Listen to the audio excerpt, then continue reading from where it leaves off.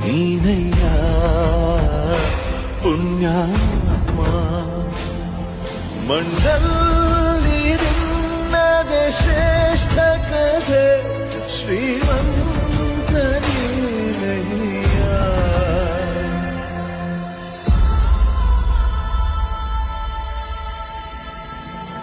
ನಿಂದು ತಾಯಿ ಗುಣ ತೀರೋದಿಲ್ಲ ಋಣ